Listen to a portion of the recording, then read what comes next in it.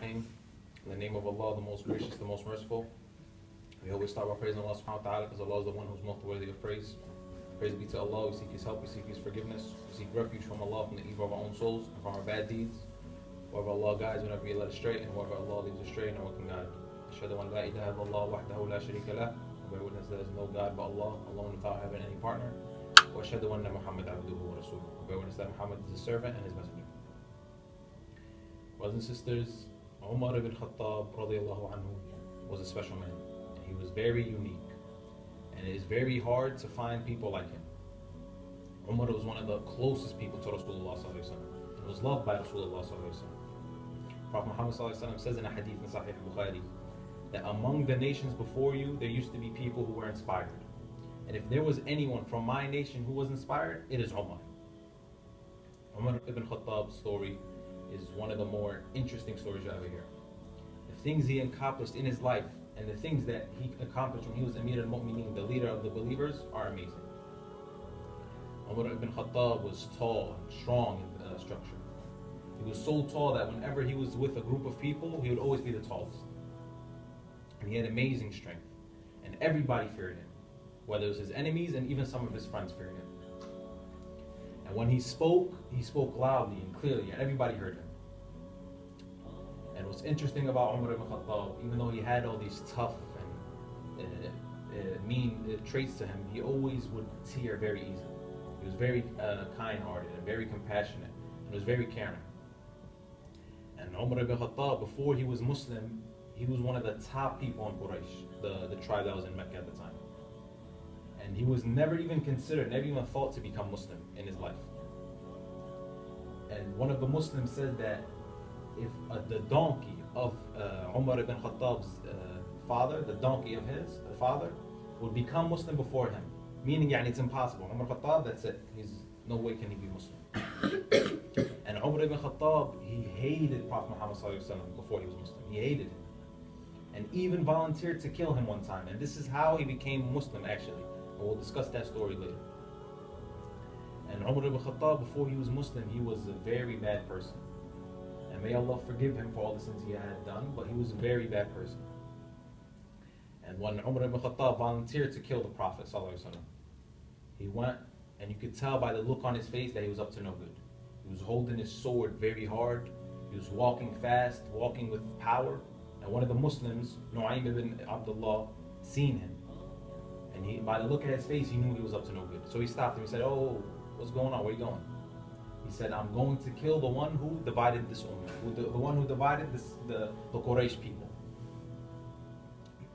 So Nu'aym ibn Abdullah, he was a Muslim at the time, but he was a Muslim in secret, because at that time, everyone who was Muslim, they kept it to themselves. Because if they knew you were Muslim, that's it, you're done.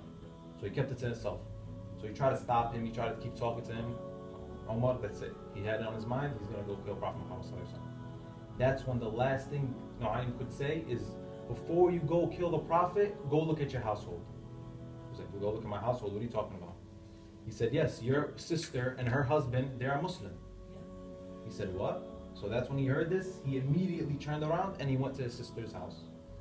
He arrived at their door, he started knocking, and then he heard reciting, he heard humming sound, he heard them reading and learning Quran.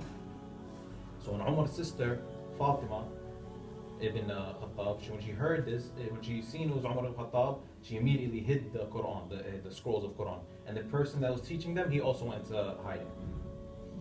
And then he opened the door and he said, "What's going on? I'm hearing this humming noise. What is this?" They said, "Nothing, we were just talking."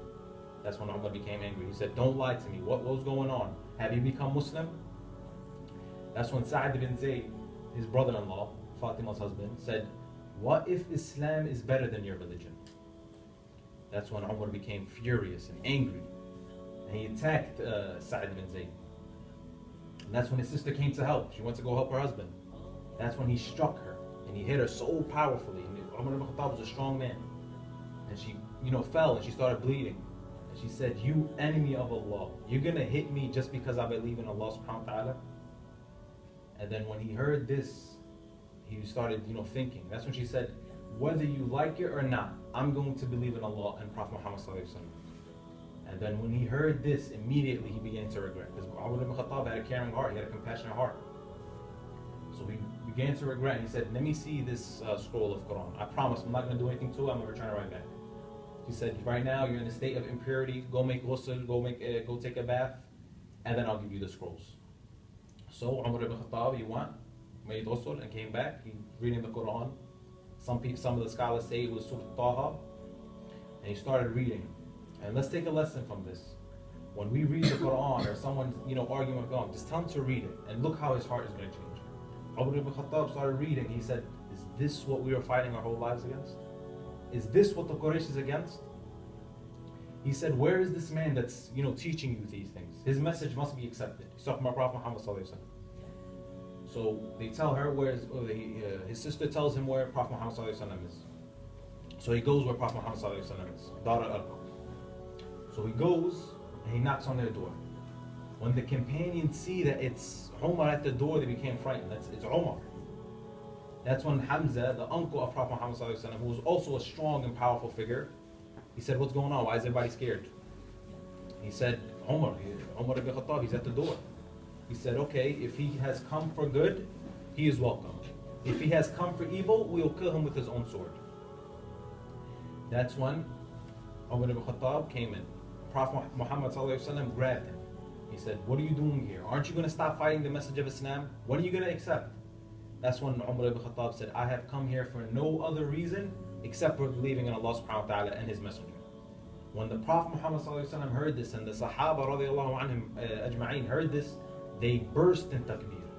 They shouted takbir. And it was so loud that everybody in the area can hear them. And at the time, like I said before, Islam was in secret. So when they heard the takbir, they were like, oh, we have to immediately get out. That's when Umar Ibn Khattab asked Prophet Muhammad sallallahu alaihi wasallam. He said, what we're following it, isn't it the right path? Isn't it the true path? He said, yes, it's the right path, that's the true path. He said, okay, so why are we hiding? That's when Prophet Muhammad sallallahu alaihi wasallam agreed with him. Yeah, why are we hiding? That's when Umar Ibn Khattab and Hamza, radiallahu anhum ajma'een, they headed the Muslims as they walked in the middle of Mecca, in the streets of Mecca, screaming, La ilaha illallah Muhammad Rasulullah, screaming, there is no God but Allah, and Muhammad sallallahu alaihi wasallam is his messenger. And Umar Ibn Khattab, the character he had, the strong, unfearing character he had, he didn't care.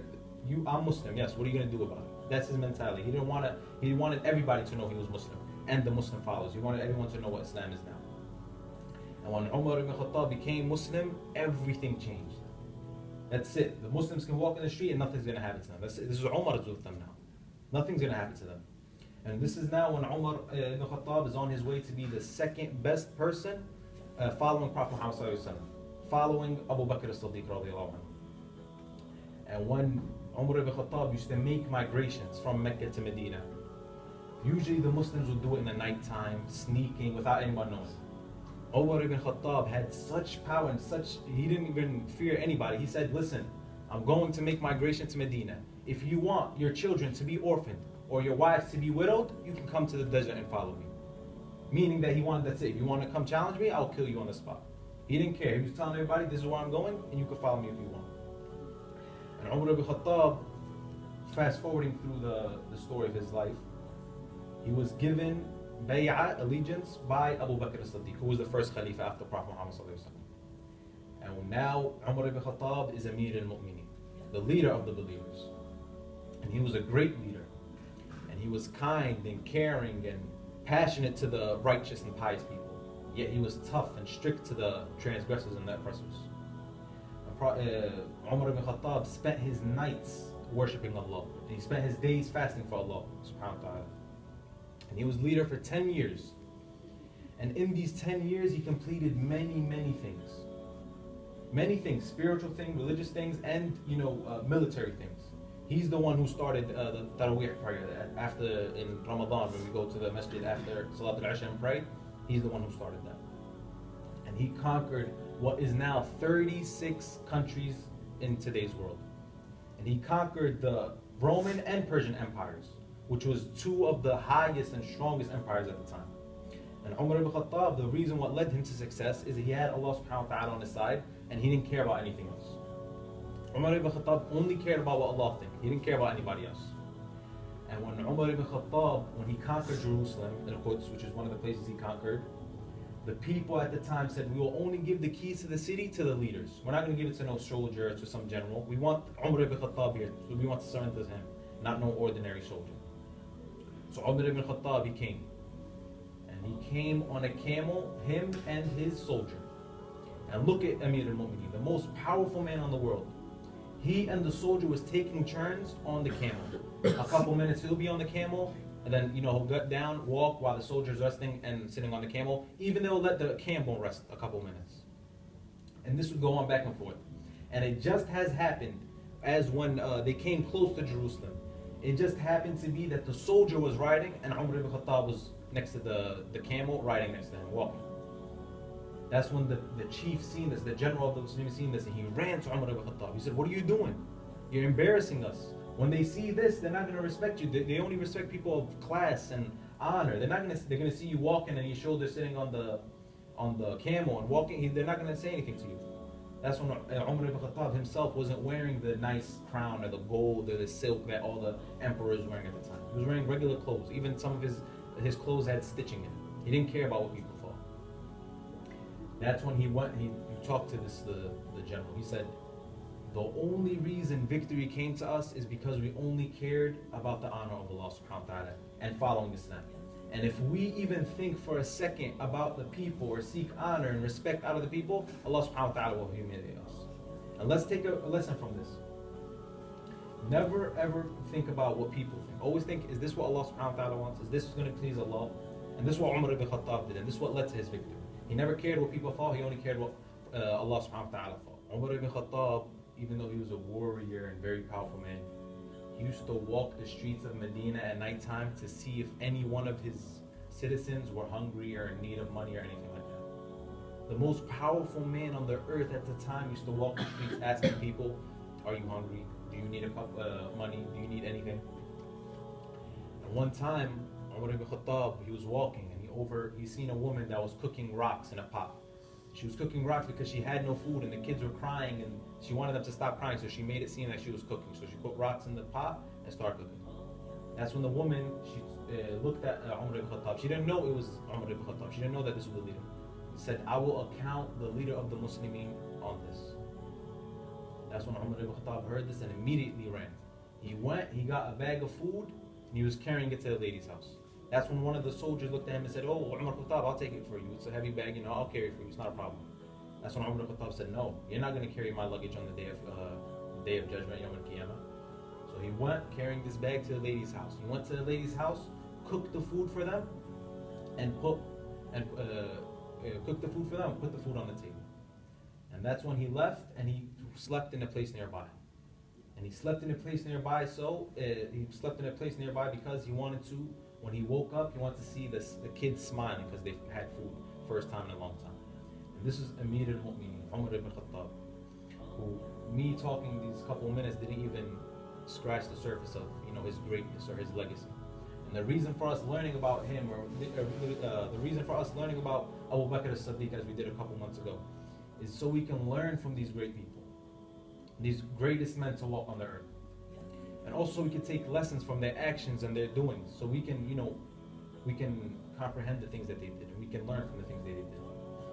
And I urge you guys to go and fill in the blanks that we didn't touch upon today, about Umar ibn Khattab, Abu Bakr as-Siddiq, Uthman ibn Affan, all the other Sahaba radiallahu ajma'in, and learn about their stories and research and understand how the way they lived and where they came from.